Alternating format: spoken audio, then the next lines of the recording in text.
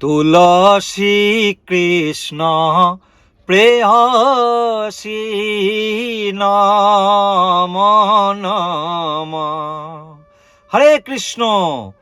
তো সামনেই আসতে চলেছে বৈশাখ মাস, এবং বৈশাখ মাসে তুলসী এবং শালগ্রাম শিলায় জল দানের বিশেষ মাহাত্ম্য শাস্ত্রে বর্ণিত হয়েছে। তো এই তুলসী বৃক্ষে বৈশাখ মাসের জলদান কবে থেকে আরম্ভ হচ্ছে? 14ই এপ্রিল 2025, অর্থাৎ এই 2025 খ্রিস্টাব্দের 14ই এপ্রিল 2025, অর্থাৎ কৃষ্ণপক্ষের প্রতিপদ থেকে 15ই মে 2025, অর্থাৎ বৃহস্পতিবার পর্যন্ত, অর্থাৎ 14ই এপ্রিল 2025 সোমবার কৃষ্ণপক্ষের প্রতিপদ থেকে এবং 15ই মে বৃহস্পতিবার পর্যন্ত এই 30 দিন ব্যাপী তুলসী শালগ্রাম শিলায় জলদান চলবে। ভক্তগণরা 365 দিনই তুলসী বৃক্ষে জল সেচন করেন, কিন্তু বিশেষ করে এই বৈশাখ মাসে তুলসী বৃক্ষে জলদানের বিশেষ মাহাত্ম্য শাস্ত্রে আরোপ করা হয়েছে। আজকে আমরা পদ্মপুরাণ থেকে আলোচনা করব, বিভিন্ন শাস্ত্র থেকে, ব্রহ্মা, যমদূত এবং নারদ সংবাদে শিবজি কি বলেছেন, কৃষ্ণ দ্বৈপায়ন বেদব্যাস তিনি কি বলেছেন, ব্যাসদেব, এই সকল বিষয়ে আজকের ভিডিওতে আলোচনা করব। আপনারা কিভাবে তুলসী বৃক্ষে জলদান করবেন এবং এই তুলসী বৃক্ষে জলদানের বিশেষ মাহাত্ম্য কি কি আছে। যিনি প্রত্যাহ তুলসী মহারানীর দর্শন করেন তার সমস্ত রকমের পাপ রাশি অচিরেই বিনষ্ট হয়ে। পদ্মপুরাণের পাতাল খণ্ডে বলা হচ্ছে, যিনি প্রত্যাহ তুলসী মহারানীর দর্শন করেন এবং সমস্ত রকমের তার পাপ দূরীভূত হয়ে যায়, এবং যিনি তুলসীতে প্রতিনিয়ত জল সেচন করেন তার যমরাজের দর্শন হয় না এবং সমস্ত প্রকারের ভয় দূরীভূত হয়ে যায়। এছাড়া শাস্ত্রে বলা হচ্ছে, তুলসী সর্বমঙ্গলময়। প্রত্যাহ তুলসী দর্শন করলে, স্পর্শ করলে, তুলসী মহারানীর ধ্যান করলে, তুলসী মহারানীর গুণকীর্তন করলে, তুলসীকে প্রণাম করলে এবং তুলসী মহারানীর গুণকীর্তন শ্রবণ করলে, তুলসী রোপণ করলে এবং জল সেচনাদির দ্বারা তুলসী সেবন ও তুলসী পূজা করলে সব রকমের কল্যাণ হয়। এই 9টি প্রকারের তুলসী সেবা করলে সহস্র কোটি যুগ, কত যুগ বললো? সহস্র কোটি যুগ পর্যন্ত বৈকুণ্ঠ লোক বাস করা যায়, অর্থাৎ বিষ্ণু লোকে বাস করা যায়। এবং শুধু তাই না, তুলসীর দর্শন করলে সমস্ত প্রকারের পাপ ও রোগ বিনাশ হয়ে যায়। ফলে তুলসী স্পর্শের ফলে আমাদের শরীর শুদ্ধ হয়, জল সেচনে সমস্ত প্রকারের ভয় দূর হয়। তুলসী রোপণ করবার ফলে ভগবত ভক্তি, কৃষ্ণ ভক্তি অচিরে লাভ হয়। ভগবান শ্রীকৃষ্ণের অর্চন করবার ফলে পূর্ণ ভগবত প্রেম লাভ করা যায়। সেই তুলসী দেবীর চরণে শস্যদ্য প্রণতি নিবেদন করি, এটি স্কন্দ পুরাণে বিশেষভাবে বলা হয়েছে। তো ভক্তগণ, আজকের ভিডিওতে আমরা সমস্ত শাস্ত্র থেকে আলোচনা করব, তাই আজকের ভিডিও অত্যন্ত গুরুত্বপূর্ণ, তাই আপনারা ধৈর্য ধরে সম্পূর্ণ ভিডিওটি কৃপাপূর্বক দেখবেন। হরে কৃষ্ণ।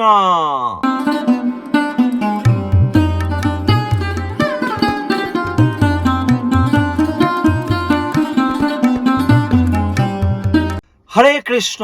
তো তুলসী মহারানীর প্রণাম মন্ত্র হচ্ছে, বৃন্দায় তুলসী দেব্যায় প্রিয়ায় কেশবাসচ বিষ্ণু ভক্তি পদে দেবী সত্যবত্তৈ নমো নমঃ। ভগবান শ্রীকৃষ্ণ 4টি জায়গায় তিনি নিত্য বিরাজ করেন।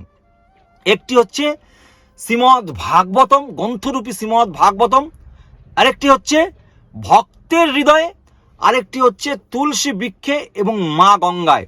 চতুর্দা বিগ্রহ কৃষ্ণ এই 4ই শনে। তো বিশেষ করে ভগবানের প্রিয় বৃক্ষ অনেক, তার মধ্যে সর্বশ্রেষ্ঠ বৃক্ষ হচ্ছে বটবৃক্ষ, অশ্বত্থ বৃক্ষ এবং আমলকি বৃক্ষ এবং তুলসী বৃক্ষ। তো তুলসী মহারানীর সেবার মাধ্যমে আমরা ভগবান শ্রীকৃষ্ণের অশেষ কৃপা লাভ করতে পারি। তুলসী মহারানীর সেবাবিহীন আমরা কৃষ্ণ প্রেম লাভ করা অসম্ভব। অর্থাৎ তুলসী মহারানীর সেবার মাধ্যমেই আমরা কৃষ্ণ প্রেম লাভ করতে পারি। শাস্ত্রে বলা হয়েছে যে তুলসীতে যদি তুলসী মহারানীকে যদি প্রতিনিয়ত আমরা দর্শন করি, সেই দর্শন করা মাত্রেই সমস্ত পূর্বকৃত পাপ অচিরেই দূরীভূত হয়ে যায়। তুলসীতে যদি আমরা প্রতিনিয়ত জল সেচন করি, তাহলে সমস্ত প্রকারের আমাদের এই জড়জাগতিক যে ভয়, আমরা প্রতিটা মানুষই কিন্তু সকাল থেকে রাত পর্যন্ত ভয় পাচ্ছি, কাউকে না কাউকে আমরা কিন্তু ভয় পেয়ে আসি। সেই সকল প্রকারের জড়জাগতিক সমস্ত প্রকারের ভয় দূরীভূত হয়ে যায়। তুলসী বৃক্ষ যদি আমরা রোপণ করি, তাহলে কৃষ্ণ ভক্তি বৃদ্ধি পায়।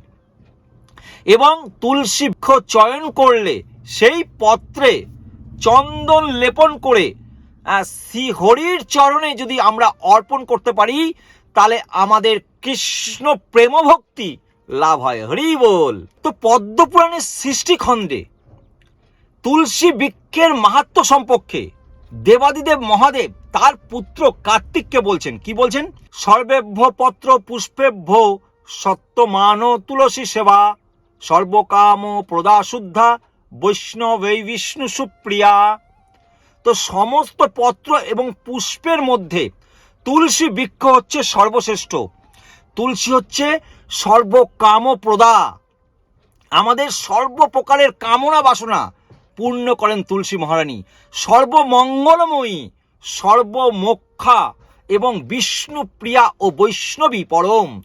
এবং শিব তার পুত্র কার্তিককে আরও বলছেন, যো মঞ্জুরি দলই রইব তুলসী বিষ্ণু অর্চয়ে তস্য পূর্ণ ফলং স্কন্দ কথিতং নৈব সম্পদে অত্র কেশব সান্নিধ্যং যস্তরিং তুলসী বনম অত্র ব্রহ্মা চ কমলা সর্বদেব গণেশই।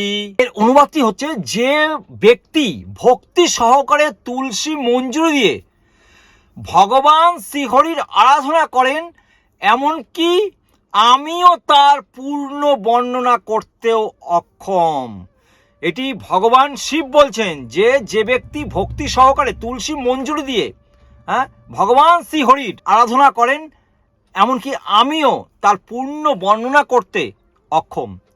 তো যেখানেই তুলসী বন আছে, শ্রী গোবিন্দ সেখানেই বসবাস করেন। আর গোবিন্দ সেবার জন্য ব্রহ্মা, লক্ষ্মী দেবী সহ স্বর্গের সমস্ত দেবদেবী সেই তুলসী বৃক্ষে অবস্থান করেন। এছাড়া শাস্ত্রে পদ্মপুরাণের পাতাল খণ্ডে শ্রী যম, ব্রহ্মা ও নারদ সংবাদে উল্লেখ রয়েছে যে ব্যক্তি ভক্তি সহকারে ত্রিসন্ধ্যা সকাল দুপুর সন্ধ্যাবেলায় তুলসীর অর্চনা করেন, তুলসীতে জল প্রদান করেন, তুলসীর সেবা করেন এবং ভগবান শ্রীকৃষ্ণের অর্চনা করেন, তার আর পুনর্জন্ম হয় না, অর্থাৎ পুনর্জন্ম ন বিদ্যতে।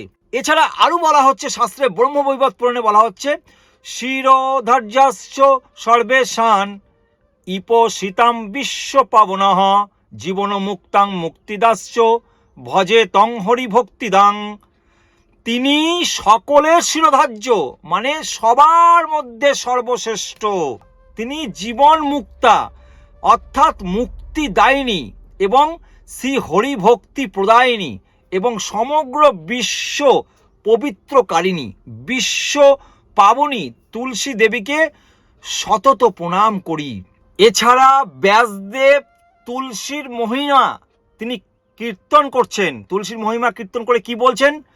পূজনে কীর্তনে ধ্যানে রোপণে ধারণে কলৌ তুলসী দহতে পাপং স্বর্গং মোক্ষং দদাতি সজাতি পরমং স্নানং মাধবস্য নিকেতনম। পূজনে কীর্তনে ধ্যানে রোপণে ধারণে কলৌ, অর্থাৎ এই কলিযুগে যিনি তুলসী মহারানীর পূজা কীর্তন করেন, তুলসীর ধ্যান ও তুলসী বৃক্ষ রোপণ করেন, উপদেশং নিঃস্বেদস্য স্বয়ং আচরৎ পূর্ণ সজাতি পরমং স্থানং মাধবস্য নিকেতনম।